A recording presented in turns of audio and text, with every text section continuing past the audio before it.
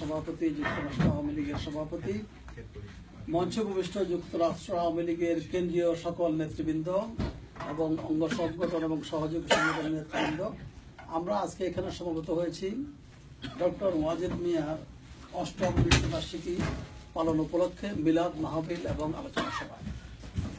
১৯৪২ সালের ১৭ই ফেব্রুয়ারি থেকে ২০০৯ সালের ৭ই মে এই দীর্ঘ জীবন উনি ইংল্যান্ড থেকে পিএইচডি ডিগ্রি অর্জন করার পর ১৯৬৭ সালের ১৭ই নভেম্বর আমাদের মাননীয় নেত্রীর সাথে বিবাহ বন্ধনে আবদ্ধ হন।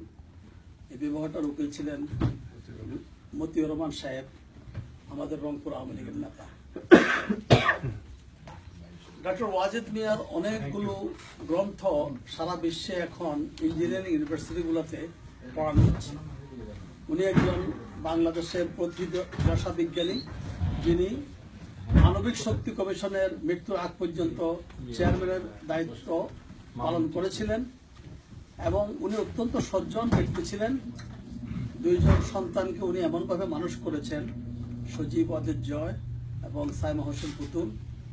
আজ তারা শুধু বাংলাদেশে নয়, তারা সারা বিশ্বে খ্যাতি অর্জন করছে অটিজম আন্দোলনের মাধ্যমে।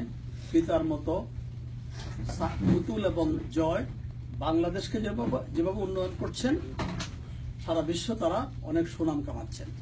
আমরা সেজন্য ডক্টর ওয়াজেদ মিয়ার স্মৃতির প্রতি গভীর শ্রদ্ধা জানাই এবং উনি যদি কোনো গুনাহ করে থাকেন জীবনে, আজকের এই সভা থেকে আমরা মহান আল্লাহ তাআলার দরবারে ফরিয়াদ করি, আল্লাহ যেন ওনার সমস্ত গুনাহ মাফ করে দিয়ে ওনাকে জান্নাতুল ফিরদাউস নসিব করেন এবং ওনার স্মৃতিকে যেন আমরা আজীবন ধরে রাখতে পারি।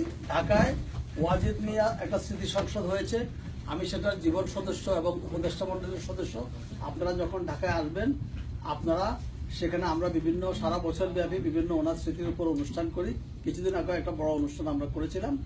আমরা এখানেও আমি মনে করি ওয়াজেদ মিয়া স্মৃতি সংসদটা গঠন হওয়া উচিত ওনার স্মৃতিকে ধরে রাখার জন্য। আমি সকলকে আজকে অনুষ্ঠানে আসার জন্য ধন্যবাদ জানাচ্ছি এবং ভবিষ্যতে আমরা যেন ওনার পথে অনুসরণ করে জনগণের কল্যাণে নিজের জীবনকে অতিবাহিত করতে পারি, এই আশাবাদ ব্যক্ত করে আমার বক্তব্য এখানে শেষ করছি। জয় বাংলা, জয় বঙ্গবন্ধু।